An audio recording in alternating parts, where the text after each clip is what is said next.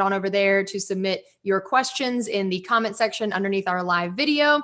Anything you want to know about the Buccaneers, this is where we want you to tell us what you want to talk about. As we give people a chance to start submitting some of those questions, I figured we'd start with some of the roster moves that have happened this week and what they mean for the team.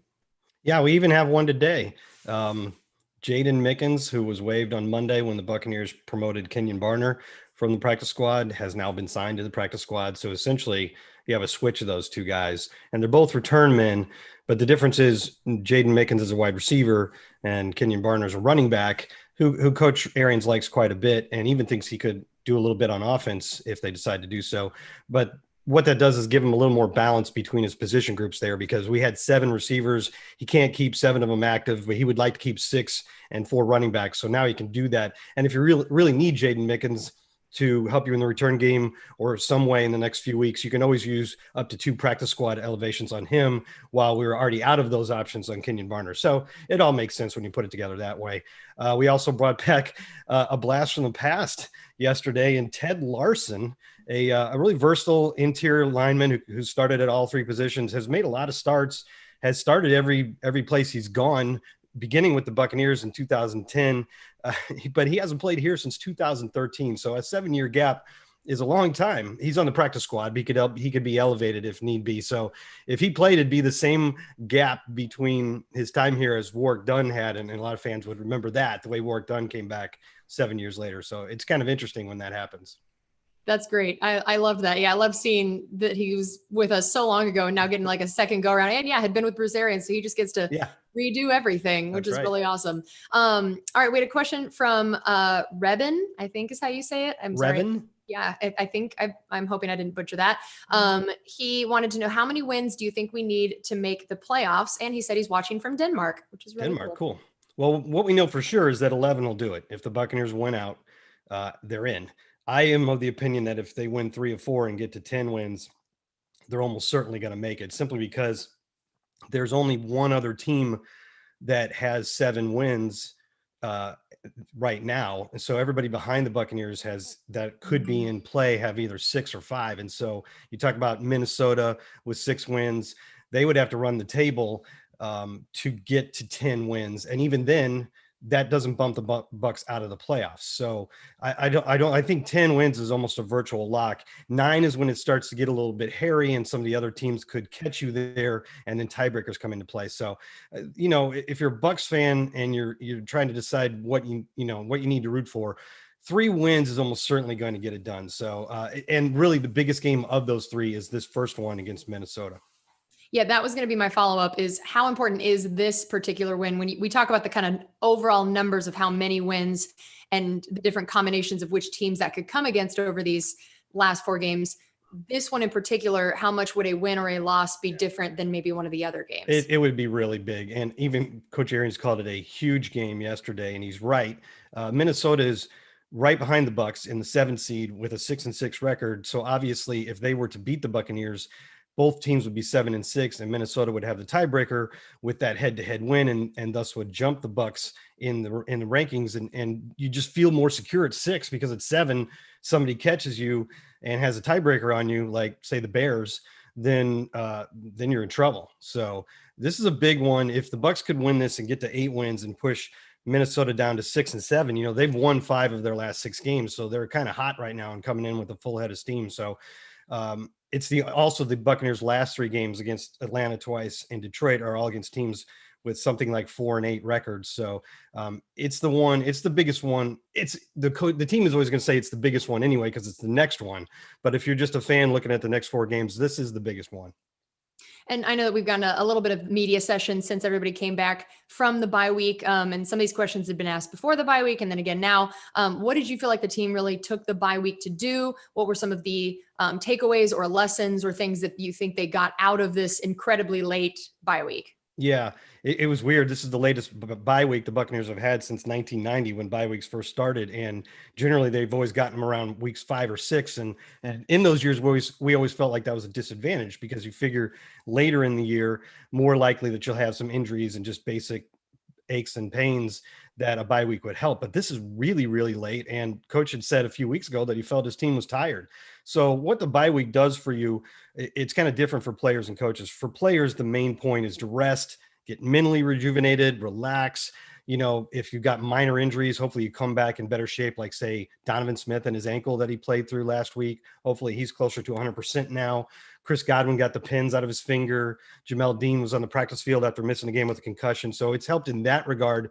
I did hear from Ndamukong Suh that they did watch some film during that period, which is interesting. So, but not nearly as much as the coaches did. What the coaches used the bye week for is self-evaluation of what happened in the previous 12 weeks. And they went into that bye week with all of the information already broken down. They'd already reviewed everything, and now they were going to study it and try to figure out why and how to fix the biggest problem of the recent weeks, which is slow starts on both sides of the ball.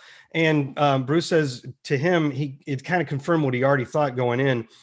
The problem on offense is not converting manageable third downs. I mean, you get third and 5, third and 4, you need to make most of those, and the Bucs weren't early in the games. And on defense, for some reason, they weren't matching the speed of the opposition early in the games, even though they could do it as the game went on. So those are two things that they were focusing on. How exactly they fix those things, is something we'll have to wait and see. All right. We had a question from Mike. I thought this was a good one. He said, with the new IR rules this year, is it possible to see Vita back in time for the playoffs? That's a really good question. And actually somebody did ask Coach that. I think it was last week. And he said, no, he does not believe so. So that would be great, wouldn't it? But it doesn't seem like it's going to happen. You're right about the IR rules. They would allow for that to happen, but it doesn't seem like the team expects it.